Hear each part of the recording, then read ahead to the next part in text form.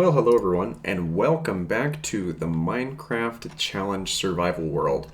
Today, we start off with a couple of updates of things that I went ahead and took care of off camera. You can probably tell here that in my hand, or you saw in my hotbar, that I have an enchanted book.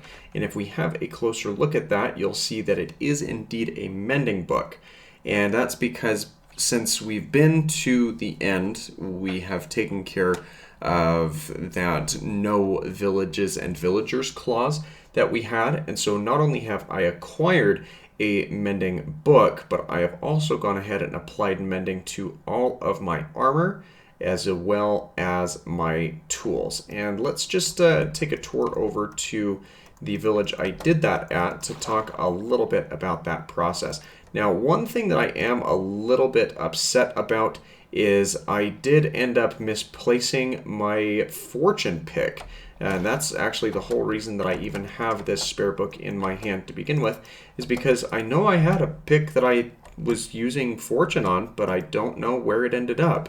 And I've gone through every single one of my chests, so my guess is I probably lost it in that end dragon fight. I'll have to go back through and maybe I put it in a different safekeeping spot before I went down. So if that's the case, then I'll just need to track down what it is that happened to it. But let's get over into this village so we can talk a little bit about the setup that I used. So we already knew from our little tour around here last time that we had a librarian villager that had automatically spawned into this village, which is great. I actually only had to cycle his trade one time in order to get the mending book, and it'll be interesting to see what other trades he comes up with in the future. Unfortunately, he had the trade that I don't necessarily like of the bookshelves. I mean, it's fine if you're looking to build an enchanting setup early game, or if you don't have a reliable source of getting leather, you can then buy a bookshelf off of him and break it down to get 3 books, which you can then trade back to him to have enchanted. But that's really not what we were in desperate need of. So not the greatest trade we could have had, but I'm not about to let a mending trade, especially a relatively cheap one at 12 diamond or 12 emeralds, get away from us. The other villagers that I used to get the emeralds that I needed were this Fletcher over here, who it looks like his trades have normalized back down. He's almost to the expert level, which I believe is just before the master level of the trading here. But nothing super surprising over here. I do kind of like having a bow trade available because it allows us to purchase the goods that we need for redstone materials, specifically dispensers. And then you'll see that I have this mason over here that is at that master level. He's all the way up at master, actually, not just the expert level trades. And primarily I like working with these guys because you get a lot of stone passively working around things, and so really nice and easy trade that you can have to work with. But one of the things that I want to go ahead and do now that we have geared ourselves up a little bit better is there is still other upgrades that need to be made to our armor that I want to go ahead and try to knock out. So I'm going to go down to the Nether and see if we can get ourselves a couple of pieces of ancient debris. And unfortunately, because I don't know where my fortune pick ended up, we're not going to be able to harvest a lot of experience or quartz or other things. And I've got enough levels to the point where I could try and track down a fortune upgrade, but we'll just kind of have to see how this little journey of trying to find the ancient debris goes for us. So let's jump over that way. So one of the unfortunate aspects about our nether spawn is we are significantly higher above the ground than where we ideally need to be in order to get the ancient debris. We can find our way down easily enough, so we're just going to go ahead and jump in this little tunnel. And I'm going to go down to the first, I think there's a clearing down here that I can jump out of, but I don't recall specifically if that is indeed the case. So let me just kind of walk you through what we've got set up here. Right here is my access tunnel over to the Nether Fortress. I should probably decorate it and make it a little bit better. But when you come out of this and then take a right, we have constructed a little staircase heading all the way down to Y15, or the most desirable ancient debris level. And if we make our way down to the bottom here, you will see that in the little landing that we've actually carved out for ourselves, there's actually our first piece of ancient debris right here. Now, there may not be more of them, but we'll just kind of have to figure that out as we go along. There we are. There's our ancient debris. And let's see if there is any other pieces of that that are just kind of hanging around right here in the immediate vicinity. And we'll just want to go ahead and collect up that gravel there. And it was right in here that we found it. It doesn't appear to be that there are any additional pieces here, but that is okay because we will find more as we continue to tunnel down at this level. So I am going to clean this up and make it look a little bit nicer now that we've deconfirmed the presence of any additional ancient debris right there. And then we will go ahead and close off this little portion of our, I don't really want to call it an access tunnel because that's not what it is. But this little portion of the area.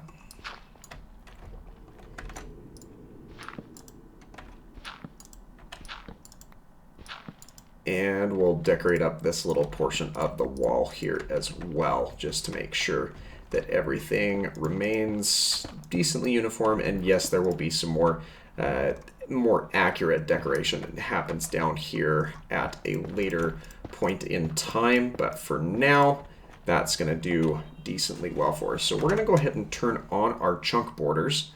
And it looks like we actually are along the wall of a chunk here. And I didn't anticipate this, but we are right in the middle of a corner. So that little piece of ancient debris that we found was really all that we could expect to get out of this current chunk that we're standing in. Because you can have up to 5 pieces generate, and if there is more in this chunk, it was not here with this vein, so I don't anticipate that that would be really anywhere else. But let's go ahead and dig our way through here. I do want to try and keep this access tunnel open in kind of a 3x3, at least the main tunnel, because that way I will know where I started from when I am looking to branch back or access back to the surface or take any of my collected goods home. So we're going to go ahead and go until we find the end here, which might be a little more difficult than originally anticipated. But we'll kind of see if we continue to run into more of this lava as we continue along.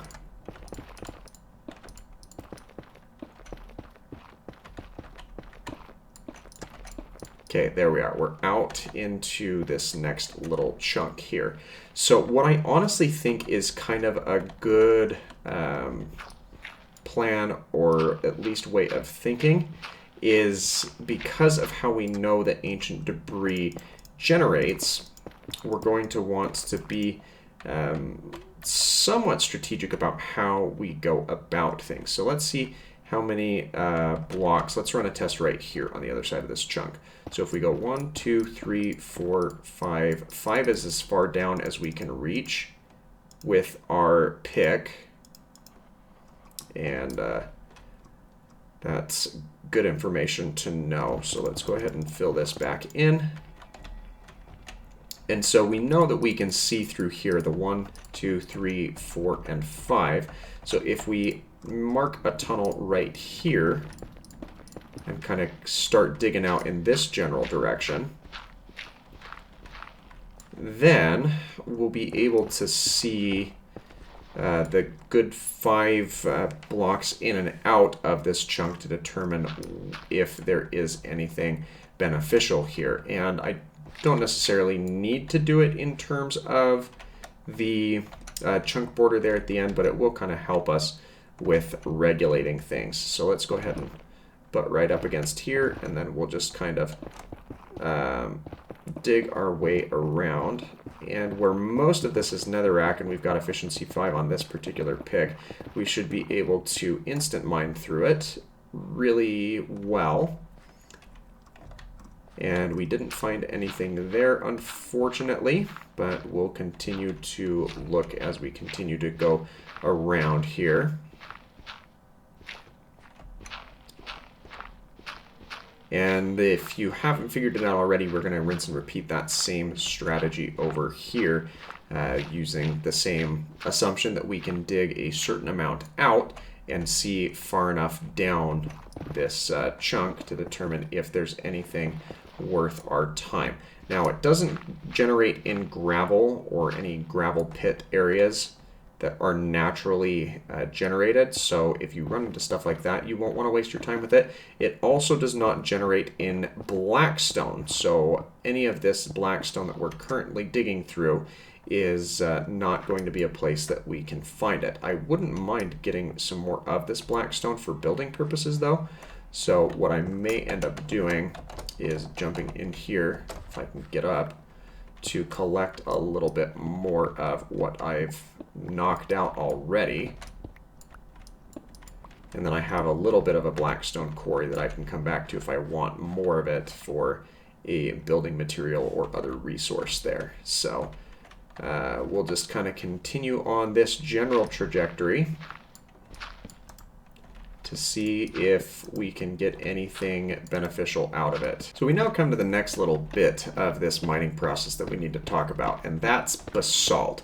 Now, ancient debris can generate within basalt, but since it's very tough and difficult to dig through, it's honestly not really worth your time looking for anything substantial within the basalt that's contained within here. So if you find some of it, I would just kind of recommend that you either deviate away, or if you want to stick to some sort of standard mining practice, you'll just kind of want to power through it until you find your way out of the little grid. Looks like we found ourselves another piece of ancient debris right here. But again, it was a singular one-off, which not great, but it's also not the end of the world, I suppose. So we'll just kind of continue until we hit that basalt delta over here as well. And then see if we get lucky with anything else, I suppose. And speaking of that basalt delta, let's just find the end of the chunk. I've made myself a little backup pick here that I can use to mine up the couple of stacks of nether quartz that I got out of the nether, because my other picks were not looking super great. I'll need to make some additional upgrades and stuff to it because it really only has fortune 2 and efficiency 3, so we'd like to get that up to efficiency 5 as well as get some unbreaking on there. But I can either achieve that through some villager trades or through some more time at the, well, at the grindstone really, with my enchanting setup in the house. But I'm going to go ahead and get this quartz broken down so I can repair up my tools and armor a bit, as well as hopefully upgrade my tool, as well as hopefully be able to upgrade that pick to a level that's a little bit better for it. So I'm going to get to that, but if you enjoyed today's video, make sure that you leave a like on it. Don't forget to subscribe for the daily variety content, and I hope to see you in the next video, everyone. Take care and have a fantastic rest of your day. Bye-bye.